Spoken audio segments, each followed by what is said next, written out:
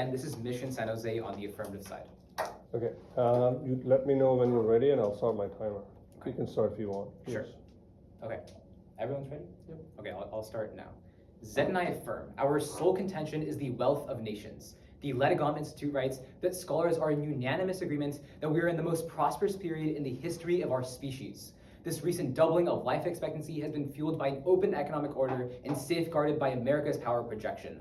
The USF assures that great power competition is the source of America's ambitions to protect global prosperity as the US moves to meet economic revisionism from China and military adventurism from Russia that spread instability. Indeed, Khalilzad 11 finds that great power competition is key as it narrows the gap between nations that would otherwise increase violence, threaten global cooperation, and precipitate an arms race. Historically, Owens 11 finds that American hegemony is the largest proximate cause of global peace, prosperity, and development. Moving forward, great power competition contributes to establishing the future stability, sustainability, and the wealth of nations in three beneficial ways. First is the renewable race. Roser 20 explains that despite record progress, vast portions of the globe still lack access to affordable electricity, and those that do use massive amounts of fossil fuels to generate this power.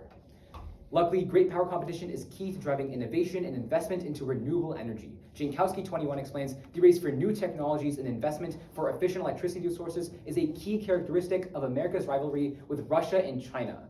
Crucially, renewable energy sources like solar panels, windmill technology, and hydroelectric dams present a unique solution to the climate crisis. The World Bank writes that renewable technologies help nations build resilience to climate change and spur economic development. Innovations in the US spill over globally as Savoy 22 furthers that in order to effectively counter Chinese investment in the developing world, the US will have to emphasize sustainable development within its own spheres of influence. That's why the IEA assures that over the next 4 years, 95% of new energy capacity will come from these renewable sources. Ultimately, every marginal reduction in carbon emissions and greenhouse gases keeps us under the 2-degree warming threshold, and by doing so, Wilson 18 explains that 153 million lives could be saved globally. Second is the global solution. The Council on Foreign Relations writes that China's grand strategy is to place itself at the center of international economics in order to reform trade to fit its own agenda. Thankfully, America's rivalry against China and Russia has promoted open economies and trade systems globally. Boroff writes that America provides economic assistance to countries in the global south to counter Russian and Chinese influence. This supports the goals of having a dollar-oriented free trade system. Savoy furthers that this aid has enabled a pivot towards open trade, commerce, and consumption, thus increasing the globalized and connected nature of the worldwide economic system. Indeed, Sheets 06 assures that globalization is solely the product of American hegemony and will remain so long as we compete to maintain this throne. The resulting demand from unprecedented interconnectedness has transformed the world. Stern 02 quantifies that globalization has been the engine of remarkable poverty reduction among 3 billion people, improving the quality of life for 98% of the globe. Third is the network of nations. Murphy 16 notes that America's global hegemony is because of our military bases and alliances around the world. This puts American interests less than a moment away from key geopolitical hotspots. Broadly, Paul 19 writes the US will maintain military superiority due to these alliances that we provide our allies in the Asia-Pacific, Middle East, and European regions. This is all a part of our strategy of great power competition. Creating this web of defense pacts ensure that the cost of conflict is astronomically high for our adversaries. Without competition, Murphy continues that many countries would drift into China or Russia's sphere of influence. This would accelerate the transition of power away from America as states trade in American security commitments for support from Russia and China. Devastatingly, Allison 15 finds that when a rising power like Russia or China is threatening a ruling power like the US, crises that otherwise would be contained can initiate a cascade of reactions that all escalate. Payne 16 writes that a potential war involving great powers could cause over 100 million deaths and potentially lead to nuclear escalation as countries cannot discover whether US attacks are conventional or not. Critically, the APA 13 finds that a war involving less than 0.5% of the world's nuclear weapons put 2 billion lives at risk, thus we affirm. And also, just for clarification, both sides know there's like a 10-second grace period, right? Yeah. Okay, just making sure. Can I see one card? Go ahead. Before your links, Owens that the U.S. hedge is cause of peace. Gotcha. Can you email to me, Zed? We'll just share it. Can you email it? That's good. It's easier for us. I don't think I have your email, but I'll check anyways. Okay. Just text it to me. It's Y. I can just type it in. It'll probably be faster. You got it, right? Yeah. Okay.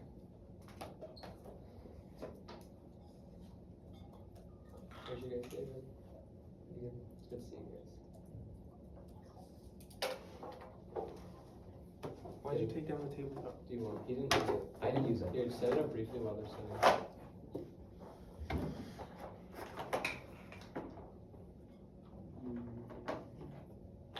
Okay, I got the card. No reading my emails back that.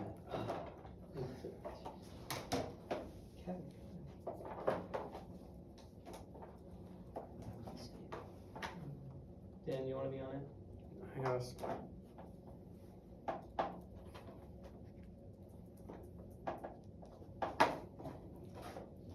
Alright, is everyone ready? Twist. Oh, wait, 1 second. Let Oh, me yeah, I think CC that- Rahel on this as well. Okay. Okay, sounds good. That's it.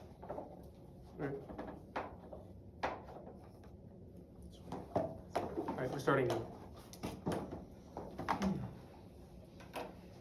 Alright. 4-minute constructive speech. My name is Daniel Garepis-Holland, and I'm the first speaker for Palo Alto. Alright, Give me 1 second. no problem.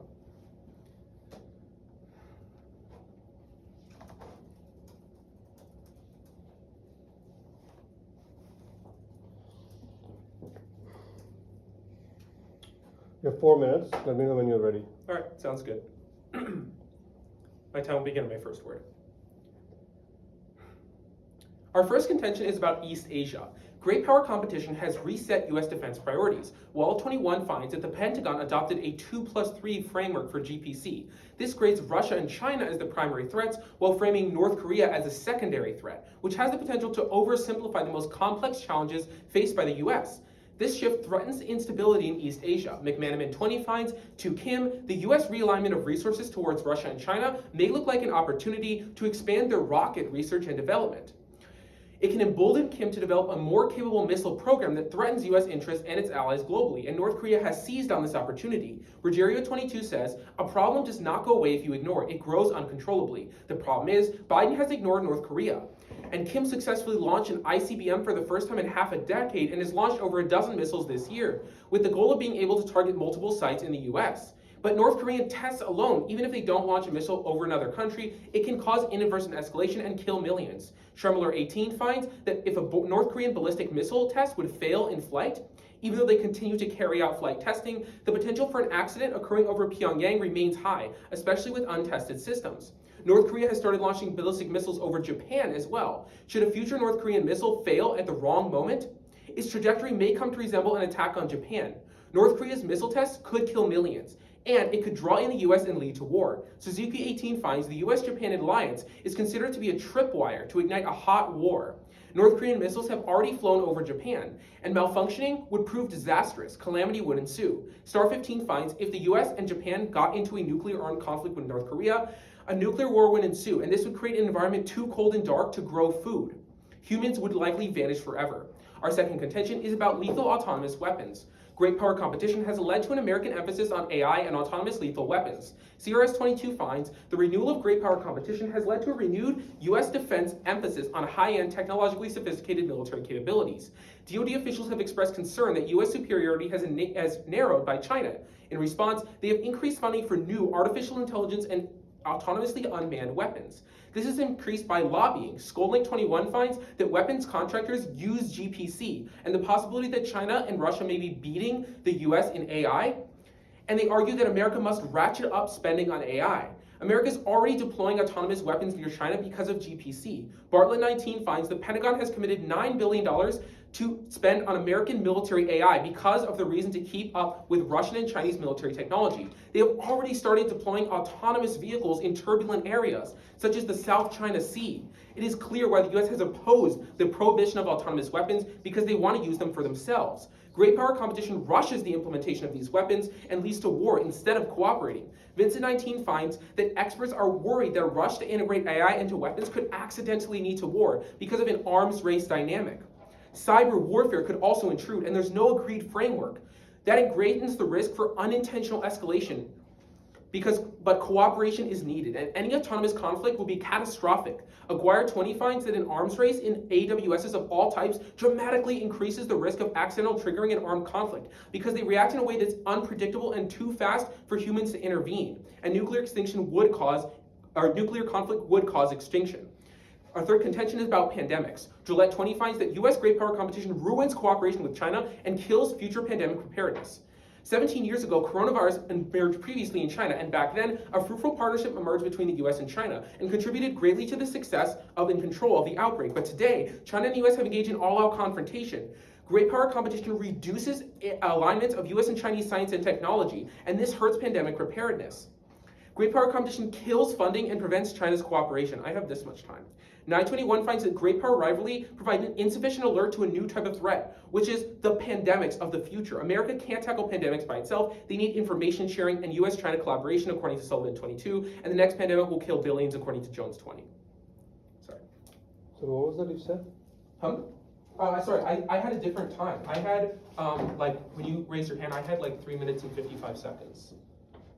Yeah, I think it was like 5 seconds, 4 seconds, 3 seconds left till 4 minutes. Yeah. Okay. Ready for crossfire? So wait, it was 4 minutes. Yeah. So I think we agreed that, was that over time? I don't. No, it wasn't overtime. Okay. It was like a bit overtime, but it's like like a- grace yeah, period, okay. so it's fine. Yeah. We're all So good, right? what I do is, actually, let me explain. What I do is Yeah. actual time, 5 seconds. Oh, okay. I'm sorry, I didn't realize. Yeah. That's Okay, I no thought, problem. yeah. So he figured it out. Yeah. Okay, ready for crossfire? Yeah, sure. 1 second, 1 second. You want the first question? We'll just use your timer. Okay. You want the first question? Yeah, sure. Okay. Okay, so let's talk about your argument regarding AI weapons. Yeah, sure. 3 minutes. 3 Start. minutes. 3 minutes. Yeah. Start now. Yep. So your second argument regards AI weapons, right? Yeah. So like at the start of, unarmed vehicles or unmanned vehicles, where did we deploy those and what kind of, technologies did we use in war? Right. I mean, we've used drones in the Middle Okay. East, etc. But That's the a really point good is, example. yeah, right? it's a good example. So and those have killed millions. exactly. So the thing is, these drones, right, that were used to fight terrorism in the Middle East and North Africa, right? What were the purpose of them? What kind of conflicts did they intervene in? I don't know what your point is. No, what's it called? These drones have killed millions of people and escalated wars. I'm in the Middle not East. So- contesting that. I'm not contesting that. What I'm saying is these drones, like the unmanned aerial vehicles that were used in the Middle East and North Africa, they were used for the express purpose of fighting terrorism or fighting like dictators in these Middle Eastern countries. The thing is, that's not great power competition. Great power competition is fighting Russia and China. The counterterrorism efforts is completely separate from this resolution in great power But competition. the reason we have those lethal autonomous weapons is because we're competing with Russia No, and China. that's not the reason. No, it's because that we is- wanted to retaliate to the 9/11 attacks Okay. and future May I terrorism in the finish? Middle East. Okay, may I respond? So maybe autonomous weapons are being used in the Middle East, but that's not central to our purpose. The point, what we're saying, is that the reason we're building these weapons and investing so much money into building these weapons has nothing to do with the Middle East. The end purpose is because we are trying to compete with China and Russia to who can advance the lethal autonomous weapons fastest. And lobbyists are using the great power strategy to call for more funding from the United States government. So regardless of whether drones are being used in the Middle East, we can see other technologies being used in the South China Sea with the express purpose of competing against China. So yes, drones are going to be used in all of the conflicts that the US partakes in, but that has nothing to do with the fact that great power competition accelerates these drone building. Again, your argument isn't about accelerating AI innovation. It's talking about putting these AI systems into unmanned aerial vehicles, which again, would have happened either way, because in either world, with or without great power competition, we still had an incentive to intervene in these Middle Eastern countries to fight terrorism. Okay, then I can give another response to that, which Sure. is Middle We've been East- on this for some time. Okay, Do you wanna okay. take a Yeah, question? sure, I love questions. We can respond to that in speeches. Yeah, so you talk about trade, right? Mm-hmm. So how can you argue that great power competition improves globalization and increases foreign trade when, like, one of the greatest examples of great power competition, Donald Trump, his main goal was increasing trade wars, cutting off trade with China, and stopping foreign investment with his America First policy. He wanted to try to compete with China and bring stuff home instead of working with them. Yeah. Wouldn't that So be great power your competition, and example- wouldn't that hurt trade? So your example of the trade war with China is maybe one aspect of trade and global power competition. The problem is we're talking about, in general, for the past few decades, what the US has been doing, not just in China, but in all these other countries in Europe, in the Indo-Pacific, in the Middle East, in the developing world. What we're seeing is the US is opening up these economies to trade because the US wants more economic influence, and this helps both sides, not just the US, but also these developing countries. All right, sounds good. Leave your turn. We'll take a few seconds of our 3 minutes of preparation time. So once I stop. So this one you have, okay, this is only 3 minutes of total preparation time. So we'll use part of that right now. Okay, how much Are you going We'll to just are you going to run it? Yeah, we'll run it. It starts. Okay, I'm starting my timer now. We're keeping track.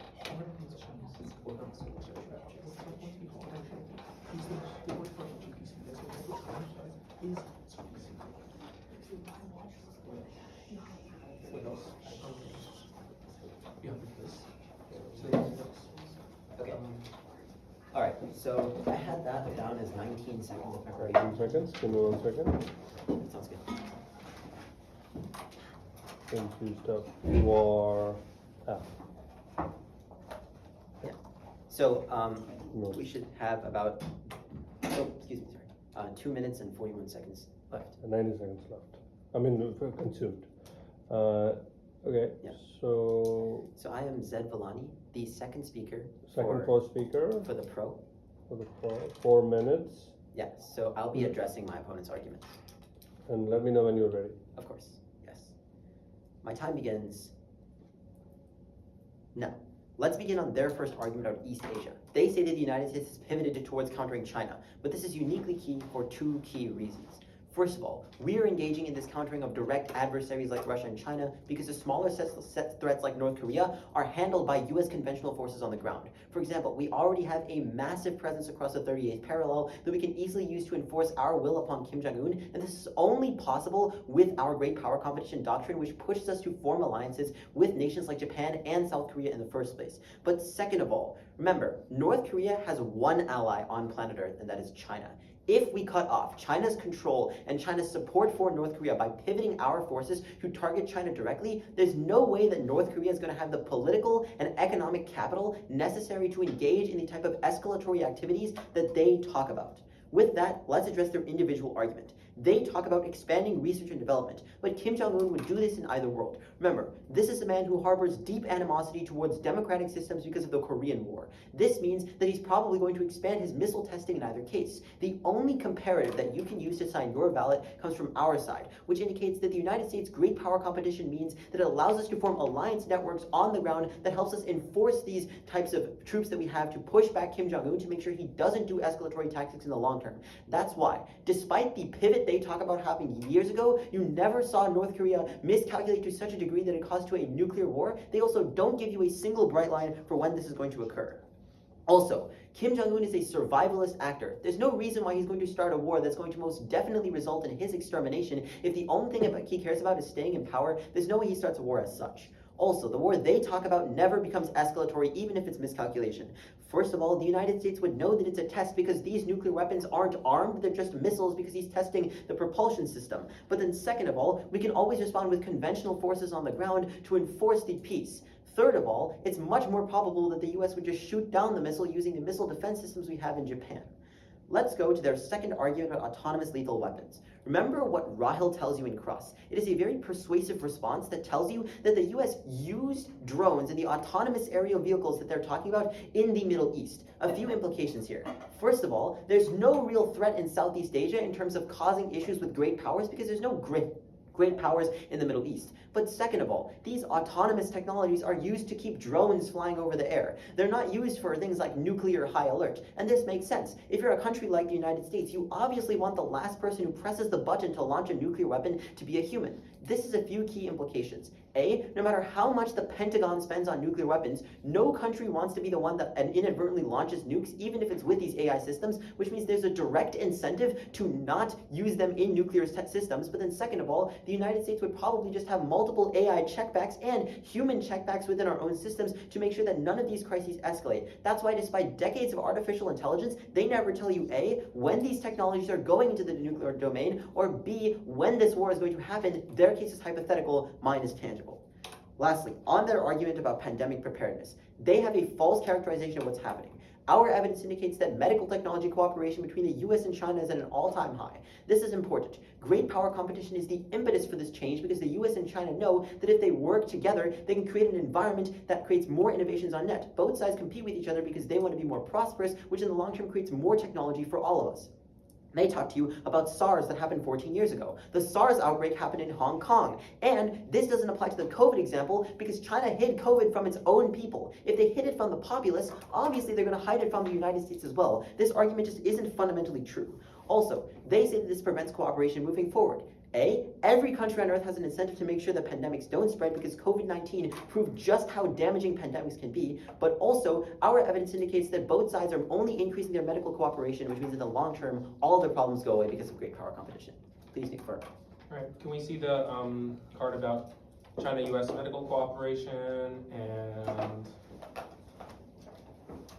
Just email it to me.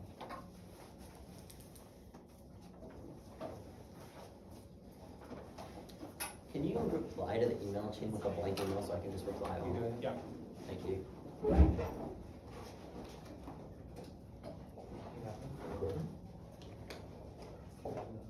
I'm about to send it, yeah. Okay. You go to the comments. Yeah. Tell me when you did that. All right, I responded. There we go. That's it. Any other evidence? Oh yeah. Can I see that we can cut off China from North Korea? While you guys do that, I'm charging the computer.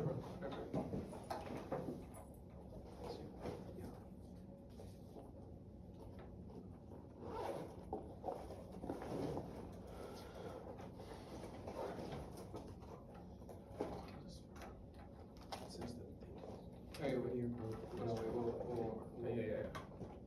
All right, can we start? We can start. wait, we need them.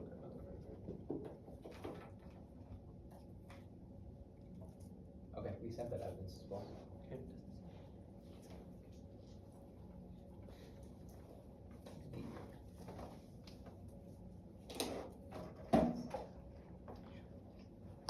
All right, we're gonna start press. Did you get it? Yeah. Okay. Let's start press. Okay, we have 3 minutes of prep. Time starts. It says that 3 English channels. So it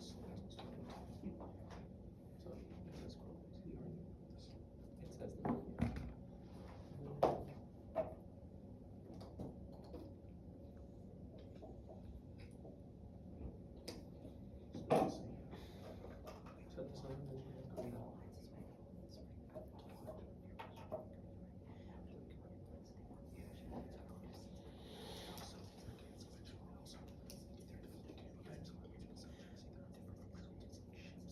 Yeah.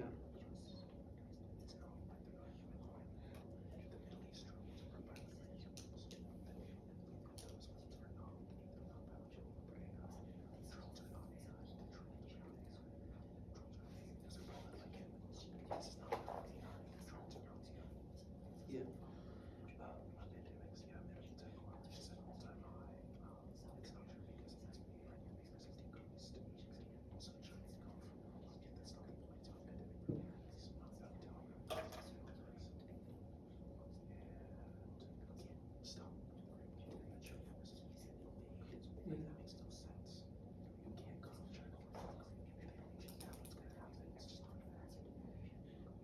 Okay.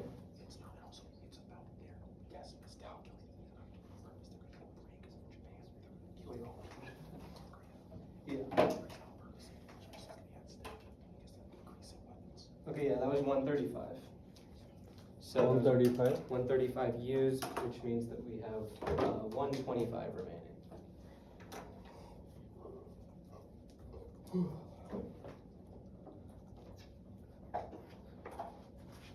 Okay, second. So yeah, I'm second speaker. My name is, again, it's Yash Shetty for Palo Alto on the tag. Ready whenever. Let me know. Okay. Again, it'll first start on defending our case, and then it'll go to refuting theirs. Is everybody ready? Time starts now. Starting our first contention about East Asia, the first response they read you is that smaller threats are handled conventionally. They don't give you a single piece of evidence that this is possible. Group their next couple responses that tell you that, oh, China is an ally and that Kim Jong-un is going to do this regardless. We would tell you that they completely miss our evidence, that they miss two of our evidences. They miss our evidence which tells you that despite their argument that this won't happen, it already has. Our evidence indicates that because of great power competition in this shift away, Kim Jong-un has seen this as an ability to proliferate and is already starting launching ICBM missiles. That's the the evidence that they don't want to interact with. Then they tell you that, oh, there's no bright line and that Kim is a logical actor and he's never going to attack. But this doesn't actually deal with our impact scenario, which is a miscalculation scenario. This means that because Kim Jong-un is rapidly increasing the amount of missiles he has, the chance of miscalculation increases along with that increase, which is how you get the scenario. The next response they read you is that, oh, we're going to respond conventionally to Kim Jong-un and thus he'll be deterred. However, again, they don't give you any evidence that he will actually be deterred by this. Compare that to us, where we give you clear evidence that in the few years since Trump formally declared GPC, we've already seen an increase in missile tests and we've already seen him expanding his proliferation. Go to our second contention on lethal autonomous weapons. The first response they read you is that it's not a threat and that there's multiple checkbacks. They tell you that there's an incentive to have these humans run it, but however, we would tell you that there's a clear incentive to have robots and autonomous weapons be the ones in charge of decision making, insofar as they are instead of they're theoretically objective actors who wouldn't be subject to any human misdiscretion or failures. We would argue that there's a clear incentive for the government to trust these robots, which is how you get the miscalculation scenario that again leads to millions, if not billions, people of dead. Then the last response they read you is that, oh, they're not actually going to be using nukes, but that misses the argument. The argument isn't just about lethal autonomous weapons with nuclear weapons, it's about it being used in conventional weapons, for example, in the South China Sea with revolutionary technology, unlike we've seen in the Middle East, for example, with ships, etc. This technology is not necessarily nuclear, but it can still inflict a ton of damage.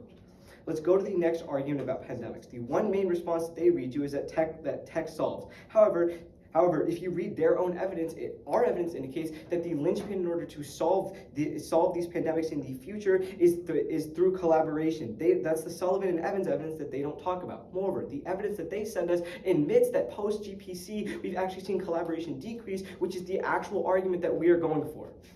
Let's go to that. Their first argument on the wealth of nations. Start at the top. They're telling you that the US government GPC is narrowing the gap between countries. That's fundamentally antithetical to what great power competition is. Great power competition is a competition where the United States tries to be the sole hegemon in the world. A byproduct of which is naturally widening the gap between the United States and other countries. Let's go to their actual specific arguments. The first argument they read you is that great power competition is going to spread this renewable race through government investment in these technology. However, we would tell you that private investment is far better than government spending, because Palo 21 explained that it is more efficient. Moreover, the more sinister implication comes again from Palo, where he continues that government investing, for example, with Biden's infrastructure bill, crowds out private investment. So even if you believe their entire argument that GPC is actually going to lead to more government investment, our evidence indicates that this investment is far worse, and the implication is that in the long run, great power competition actually will hinder the total amount of investment/innovation. The second response is that we would argue that there's always going to be an incentive in order to invest in these green areas, insofar as people have recognized that it's the future. We don't need great power competition to do this. Go on to their second response about promoting global trade. We would tell you again that promoting this global trade is antithetical to what great power competition is. Insofar as the key part of the Trump administration's part of great power competition was placing tariffs on countries like China, which decrease free trade and cut us off in this pursuit of being the sole hegemon in the world. Go to their last argument about the net of nations. Two responses. First, our argument about North Korea nullifies this argument insofar as we're not actually solving these threats. But then secondly, we would tell you that this net exists regardless. We don't need a great power competition to do this. For all these reasons, Daniel and I proudly negate it. We'll take some of our preparation time before crosswalk.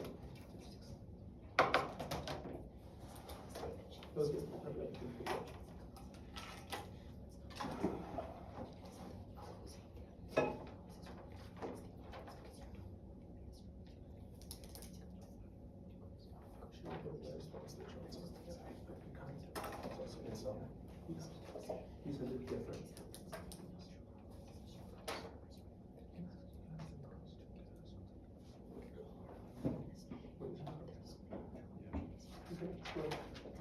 Okay.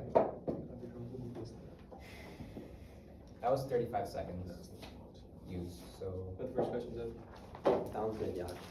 Okay. You got legal paper, that's nice. All right. 1 second. Sure. 3 minutes, right? Yep. When you're ready. Sure. Our time begins now. Let's talk about this response you make on my case, where you say that private investment is better than government investment, right? Sure. Yes. So if we were to look to something generically like vaccines, like you talk about in your case, the Pfizer and Moderna vaccines, those were created with billions upon billions upon billions of dollars worth of grants from the federal government, correct? Sure. You can have a question. of that was. Because the fundamental fact is every major innovation that we do comes from US government investment. No, I would tell you that the example you're giving us about this vaccine is a little bit different. Insofar, it was like because the government put that much money into these vaccines, and there was that pressing of a need because of how pressing issues. Can I take a question? I mean, Can I issues take- like can I climate take- change are very quickly, just to clarify, issues like climate change are also existential to the survival of our species, because Sure. if climate change goes Sure, bad, but you- everybody dies, Sure. which is why I think, if I could just Yeah, finish, of course, that of course. it's probably a direct incentive for the US government to offer its helping hand to these private corporations, to take advantage of every productive capacity and overlay that these businesses can use. Our evidence indicates that it's better for private companies to do this on our own. Moreover, if your argument was true, we should have seen unprecedented investment into these similar areas, which we have. Which we Can I have, please- actually, No, for we our haven't. evidence that you concede that says that 95% of energy will be produced by renewables. You can Yes, have a but that is not proving an increase in investment. Thank you. Can I take a question? Yeah. Okay, let's talk about Trump and great power competition. What was a key component of Trump's great power competition in terms of trade? So, a couple of things. Number one, your argument is suffering from the misconception that great power competition started with the Trump administration. That's not true. It's It been in was place formally recognized. It might by have the been Trump- formally recognized in legislation during the Trump Sure, administration, but but that's the most objective way for us to analyze the effects of great power. I disagree. The strategy of great power competition is something that is a doctrine that's been at the core of US policy for the last couple Sure, decades. fine, But but moving on that's to your not- question thank you, specifically, right? thank you. You said that Trump did things like tariffs. I think Yes. there's a few key characteristics here. One, even if Trump did tariffs, they were small-scale, sector-based tariffs against countries like China and direct competitors to the No, United they States. were Can I large, finish you off? yeah. Against competitors to the United States. Our argument is that the trade that the US facilitates is between smaller countries in the global south. For example, countries like Nigeria, like Sudan, like Kenya, who do trading with each other and also with the United States, bringing globalization to the more isolated regions, not great powers like China and Russia.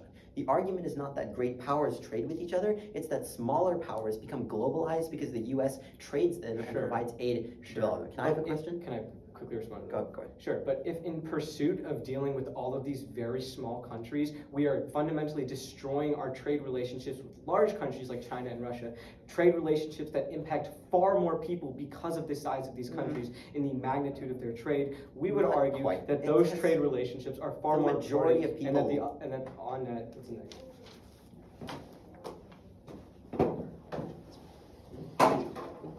Can you tell me your password is? It's 36 seconds. You can also, 0, 0. You can also argue that like We'll be resuming. Yeah, okay. We'll resume our prep time starting now. US instead of small, because when you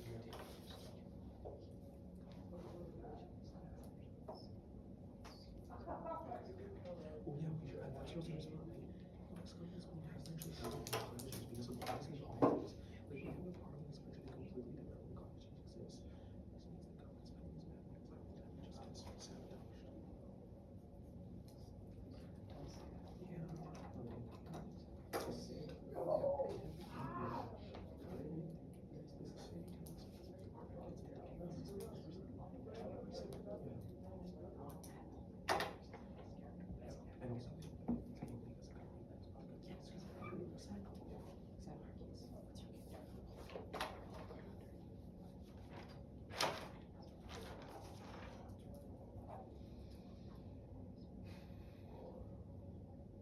when climate just gets sabotaged.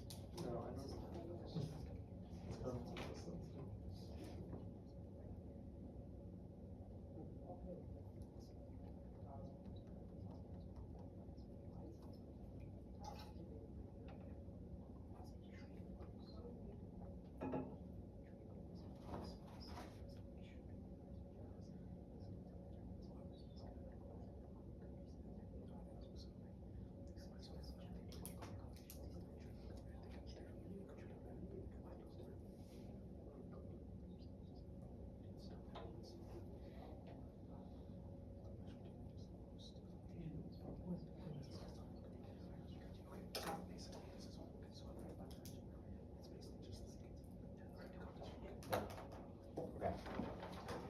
So we have a total of 16 seconds left, 15 seconds or so. We'll How save much that for do the you last guys speech. use? We use 2 minutes 45 in total, so 15 seconds left. How much have you used? In total, right? Yes. How much have you used? Simon? Oh, we have 15 left, so we use Perfect. Okay. Awesome. Okay. Let me know once everyone's ready. Good. Good.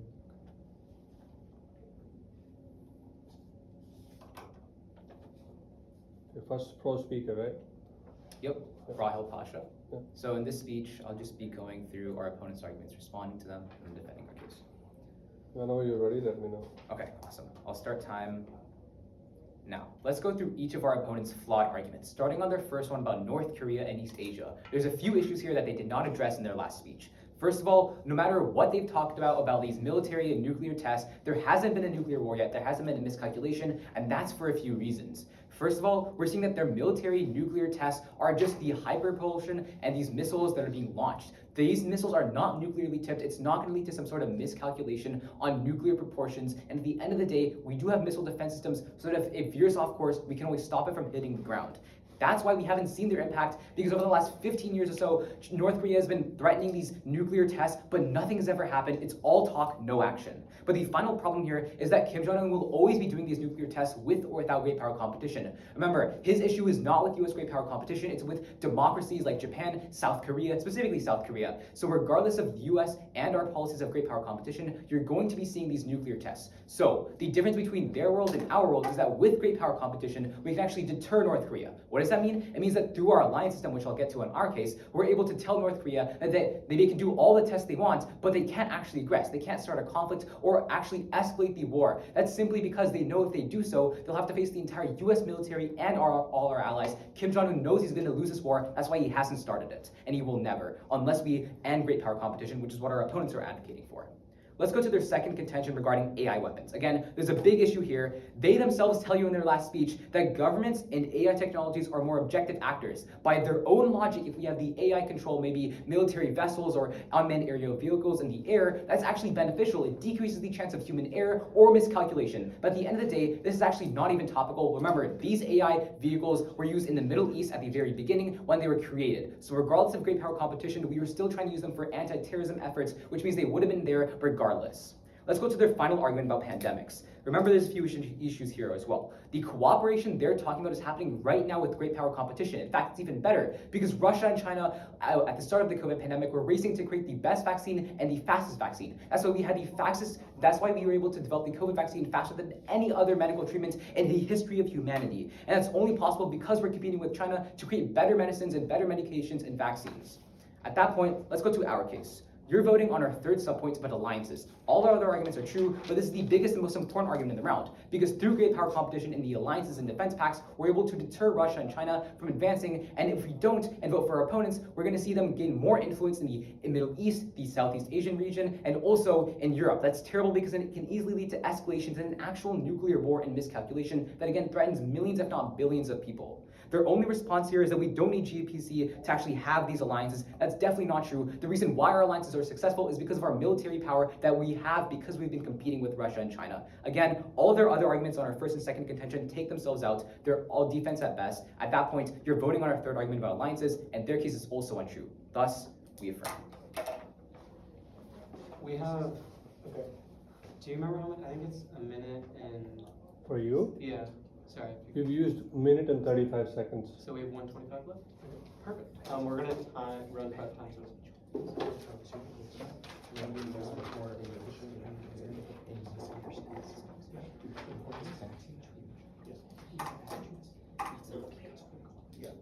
No, there's because of competition.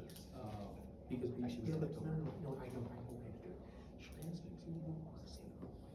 vaccine was bad. China's vaccine was bad because it was bad because we didn't cooperate and share. China needs to end vaccines and now they're just talking zero COVID. And all of you, that's what they're saying.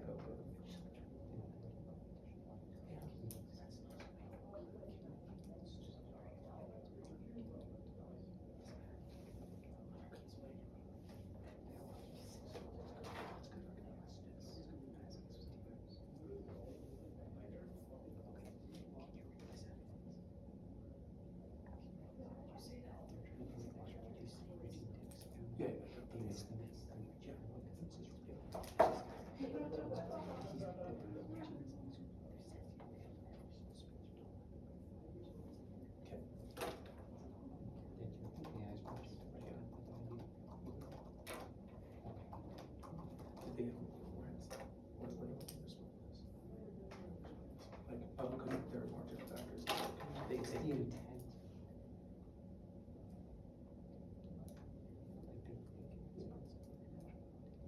Yeah, okay, I'm gonna go.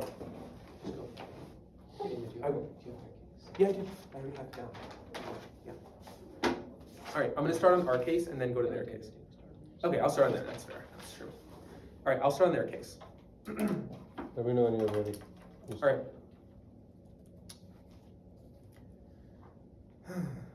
All right, I'm ready now. Is everyone else ready? I'm Daniel. I'm the first speaker for Palo Alto. I'm Holland, Daniel Garepis-Holland. All right, and I'm going to start on their third contention. All right. So my opponents are going for this third contention about the network of alliances. Now, the reason this is false is because the United States maintains military bases and military capabilities, not just for the great powers. We can clearly see this in the Middle East, where by their own admission, this is not China and Russia are not competing here, especially not China. China has no stake in the Middle East whatsoever, but guess what? We still have military bases to support our allies in the Middle East, even though we're not fighting against the great powers. We still have bases in Israel, we'll still have bases in Saudi Arabia, because we still have interests and we still have goals there, even if they're not directly related to great power competition. This is crucial because what they're trying to say is that alliances are only because of great power competition. We agree that alliances are beneficial, but they're not because of great power competition. Alliances exist because the United States wants to maintain its own security guarantee, not necessarily compete with China and Russia. Even if we admit that we're not going to be the best at China, and even if for some reason we admit that they're going to overtake us in military strategy eventually, we're not going to just abandon our alliances. We don't create alliances to compete against other countries. We create alliances to defend ourselves from other countries. This is completely different. But now I'll tell you why we win. We give you 3 specific reasons while they only give you 1. First, on East Asia. They talk about how there's no miscalculation yet currently, and the GPC has not affected North Korea at all. This is completely false and is ignoring the evidence we give you from Ruggiero 21, which shows you that after Trump increased the strategy of great power competition and put this into place as an official United States strategy, North Korea launched more tests. And not only did they launch more missile tests, they launched more nuclear tests. And this is crucial because even if this doesn't land in foreign waters, it could misfire and land in North Korea's own territory, which would still kill millions of people. And in the worst case scenario, a North Korean missile could land in Japan or in Japan's territorial waters, leading to a retaliatory strike. They say that Kim has always done missiles because he hates South Korea, but this ignores the empirics and evidence that North Korea is increasing testing after US officially put GPC into place. They talk about deterrence, but this completely ignores the empirics again.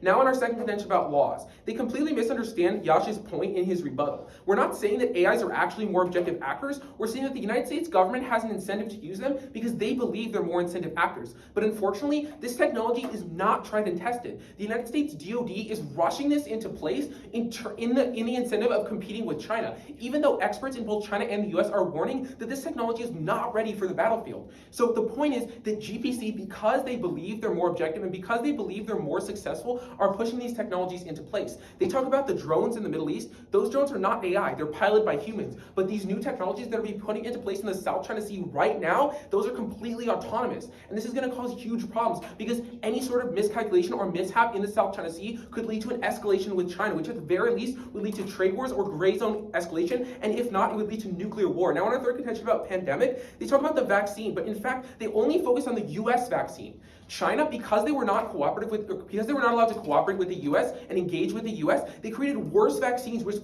killed millions of people. The US also used Pfizer and Moderna, which are private companies, to create the vaccines. Vote F. Or vote A, sorry. Ready for Grand Crossfire? Yeah. What was that? Oh, I had that. Just showing that they're... Yeah, I'm keeping. Okay. Okay. Ready for Grand Crossfire? Yeah, of course. That's 3 minutes. Did you guys have the first question? 1 second.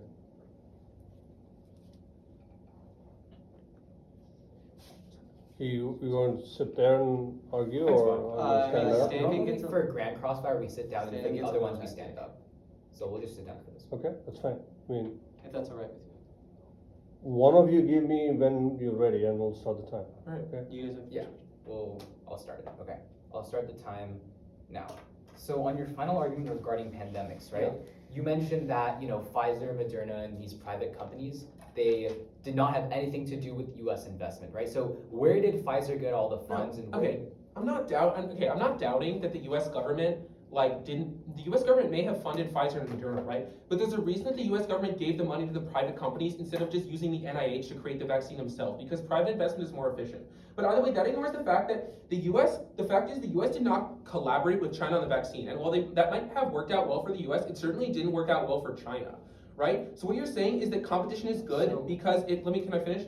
What you're saying is competition is good because it allows the U.S. to create the best vaccine possible. Yeah, it might allow the U.S. to create the best vaccine possible, but what it doesn't allow is it doesn't allow other countries to create good vaccines. Because if they're competing on their own with less resources, they're going to create terrible vaccines like China's Sinovac, which the reason China's still dealing with this zero COVID is because it's not an mRNA vaccine, it's a bad vaccine, and it's killed millions of people. Okay, so you've been talking about that for quite some time. Yeah. Can I respond and then? Yeah, you can respond. Okay, so I'm not arguing that private investment is bad. What we're telling you is that the government needs to fund these private adventures, and that's only possible when the US wants to create a vaccine as fast as possible, which again is a part of great power competition. It's not just military and economic spending, it's also creating the better innovations and medical innovations compared to China and Russia. And it's not just gonna help the US. Again, the US has given a lot of these vaccines, billions of doses of them, to developing countries and also to other nations. So Okay, everyone benefits. Okay. They haven't given it to China because we're in great power competition. I have a question. All right, yeah, well, I have a question. So, in terms of East Asia, right, if we can see that Kim is increasing missiles after the US formally implemented GPC, doesn't that mean that that's likely because of GPC? I mean, that could just be correlation, right? Like, you never prove that Kim Jong-un does not like US great power competition. No. Like, if anything, it probably kind of helps him, right? Because That's he's able to basically That's the McMahon scapegoat. evidence that specifically I cites think- great power competition as the reason why Kim Jong-un has been able to expand or has the incentive to expand North Korea's nuclear capabilities because of this shift away and the shift to China and Russia. That's evidence, though, that we've read in every speech that hasn't I been understand that, but I think the argument that we're trying to articulate and that we've been articulating since rebuttal is that there are many incentives that govern the way an actor like Kim Jong-un acts, and the thing is, great power competition is one policy, but the thing is, the US coming out right and saying, we are doing great power competition, gives Kim Jong-un something to tell his people is a justification for him to be aggressive. That's important, because even if great power competition didn't exist, he'd find something else to make the scapegoat for his aggressive actions, and we know this because even if he increased missile testing after great power competition, he still did aggression before great power competition. Sure, but Doesn't the that fact give that he increased his missile test, even if we it's over. Oh, sorry. The fact that we increased You our can missile finish your test, answer. and even if we take your argument at face value, it still means that we've given him this scapegoat. We've given him this opportunity, which then led to an increase, which is fundamentally different than him always testing. We'll use the last 15 We'll use the seconds. last 15 seconds. Okay, starting now.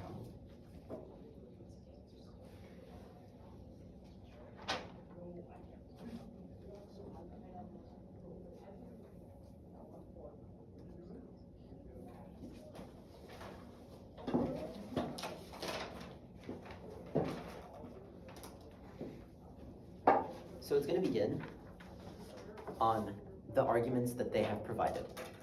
So You have 2 minutes. this is the 2-minute speech. Final focus, Zed Villani, affirmative side. I mean, on your right. Of course.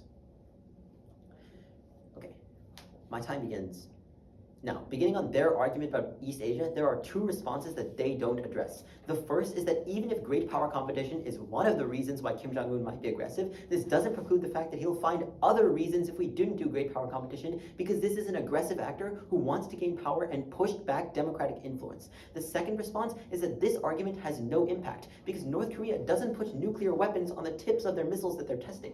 They're just testing the propulsion system. That means there's no nuclear weapon that detonates, and so that means no hundreds of millions of people will die like they talk about. Don't vote for this argument. Also, they have conceded our analysis, which is that alliances are key because they're the only thing that provide a tangible threat to Kim Jong-un, forcing him not to aggress past a certain point. On their argument about autonomous lethal weapons, they have also conceded that when the US expands its alliance systems, this means there are more countries integrated with the artificial intelligence technology, which means that they do even more checkbacks on the technology. They say AI technology is good. We agree. Business technology requires AI to be 98% effective. Military technology that is the difference between life and death will require a much greater degree of certainty, which means none of the miscalculations they talk about would realistically happen. Why would Lockheed Martin sell the government faulty technology? That makes no sense. On their argument about pandemics, they say that China's faulty vaccines killed millions of people. That's not true. But then second of all, China made the vaccine first, so obviously their vaccine was less effective, but the thing that pushed them back into the innovation chamber to make even more was the fact that the United States was doing better innovation. They have given you 3 arguments. I tell you one story, and it goes like this. The United States great power competition provides the United States the impetus to form alliance systems in other countries. They say we do this in either case, but that's not the case. In the Middle East, for example, we're doing this to push back Russian intervention into places like Saudi Arabia and Syria, but more specifically, China has increased their investment, which is why the US needs to counteract that. This is important because when we form multilateral systems of alliances, we raise the cost of war in the minds of our adversaries, forcing them to turn away from conflict. They say we do this in either case. First of all, great power competition is the only reason for them to do this, but then second of all, with great power comes great responsibility, which is why the United States knows that they must do alliance systems only in an affirmative world. Please sign your ballot for the pro. Thank you. How much prep do we have? Are we out? I actually had that as y'all's prep, or maybe 6 seconds, I think. Okay, we can just take like 6 minutes. We have this. Oh, wait, it's Yeah. rushing it into place. I don't care if it's good or not, I'm just trying to get it. Okay, last 2 minutes. Yeah, last 2 minutes. Daniel, can you have time? Yep. Okay, it's just gonna start on a brief overview of just great power competition. Their argument about the network of nations, East Asia laws, and I don't think I'll have time for pandemics, but if I do, I'll get there. We know when you're ready. Okay. Time starts now. In this debate, we are discussing the merits of great power competition. That's competition between the United States and other great powers. The benefits they have talked about are completely out of this scope, and like Daniel and I have told you throughout this entire round, these alliances would have existed in either world. But let's get into the specifics. Again, remember what Daniel told you in this last speech with the example of, for example, in the Middle East. Yes, there's no great powers in the Middle East, but we still maintain bases and alliances there because there's an independent incentive for the United States to establish these alliances outside of great power competition.